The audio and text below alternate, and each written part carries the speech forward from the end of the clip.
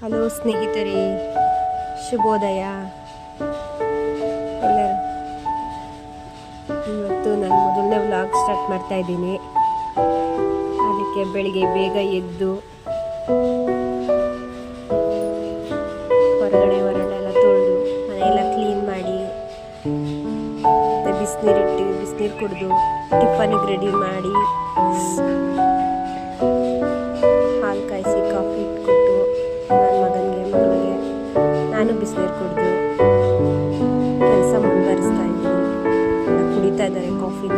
ನನ್ನ ಮಗಳಾಗಲೇ ರೆಡಿ ಆಗಿದ್ದಾಳೆ, ಮಗ ರೆಡಿ ಆಗಬೇಕು ಅಂತ ಕಾಯ್ತಾ ಇದ್ದಾನೆ. ಬೇಗ ಬೇಗ ಅಡುಗೆ ರೆಡಿ ಮಾಡೋಣ ಅಂತ ಮಾಡ್ತಾ ಇದ್ದೀನಿ. ಮಾಡಿದ್ದಾಯಿತು, ಮತ್ತು ಫ್ರೆಶ್ ಆಗ್ಬಿಟ್ಟು ಬಂದೆ. ಪೂಜೆಗೆ ರೆಡಿ ಮಾಡೋಣ ಅಂತ ರೆಡಿ ಆಗ್ತಾ ಇದ್ದೀನಿ.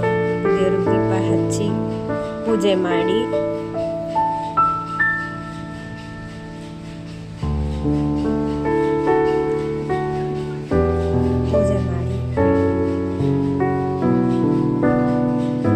ಶುಕ್ರವಾರ ಆಗಿರೋದ್ರಿಂದ ದೇವರಿಗೆ ತುಪ್ಪದ ದೀಪ, ಲಕ್ಷ್ಮಿಗೆ ತುಂಬ ಇಷ್ಟವಾದ ತುಪ್ಪದ ದೀಪ ಅಂದರೆ ನನಗೆ ತುಂಬ ಇಷ್ಟ.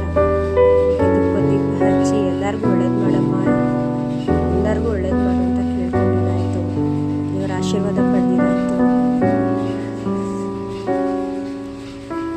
ಎಲ್ಲರಿಗೂ ದೇವರು ಒಳ್ಳೇದು ಮಾಡಲಿ, ಮಹಾಲಕ್ಷ್ಮಿ ಕೃಪಾ ಕಟಾಕ್ಷ ಎಲ್ಲರ ಮೇಲೂ ಇರಲಿ ಅಂತ ಕೇಳ್ಕೊತೀನಿ. ಮತ್ತು ತಿಂಡಿ ಪ್ಲೇಟ್ಗೆ ಹಾಕ್ಕೊಂಡು ನನ್ನ ಮಕ್ಕಳು ತಿಂತಾ ಇದ್ದಾರೆ. ಸ್ಕೂಲಿಗೆ ಟೈಮ್ ಆಯಿತು, ರೆಡಿ ಆಗಿದ್ದಾರೆ ಹೊರಡೋಕ್ಕೆ. ಜೊತೆಗೆ ನಾನು ಡ್ಯೂಟಿಗೆ ಟೈಮ್ ಆಯಿತು.